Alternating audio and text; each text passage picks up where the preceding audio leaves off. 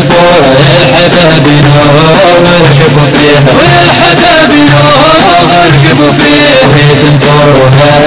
هذيك الخليلة وانا قلب شكون اللي داري بيها وانا قلب شكون اللي داري بيها والبابورة حالش البورة الحبابنا وركبوا فيها والحبابنا وركبوا فيها بغيت نزورها هذيك الخليلة وانا قلب شكون اللي داري بيها وانا قلب شكون اللي داري بيها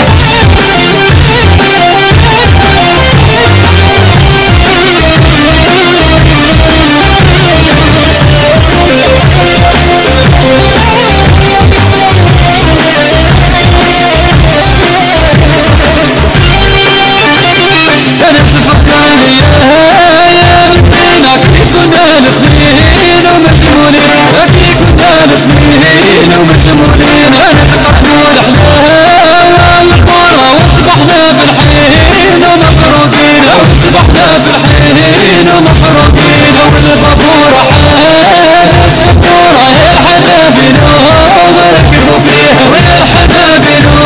وركبوا فيها بغيت نزورها هذيك الخليلة وانا قلب شكون اللي داري بيها وانا قلب شكون اللي داري بيها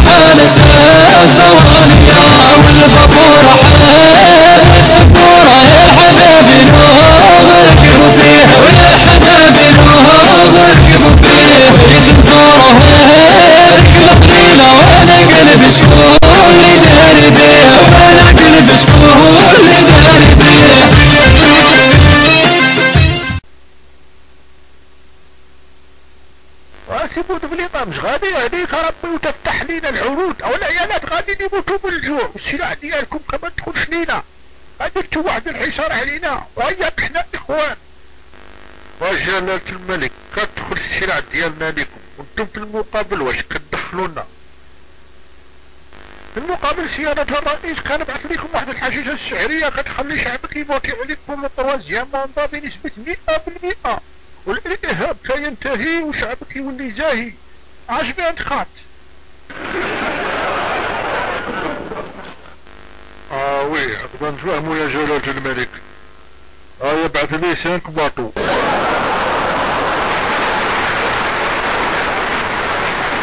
وكيما يقول الفنان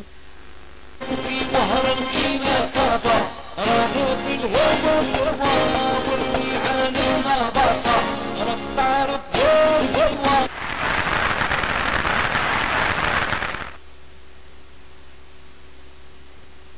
كان باطو تحت سي عبد الله هاد سي عبد الله كان يخدم عند الكونو في البادية في هداك الوقت عبد الله هذا كلا بزاف هداك النهار شي يدير يدخل في وسط الدالية وعطيها بخرية حاشاكم عافاكم يتلاقى مع المجاهدين الأحرار يحروا البلاد قالوا قالوا واش بيك الحال سي عبد الله؟ قال لهم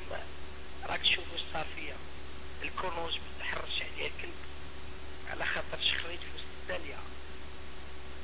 قالوا له ما تستخر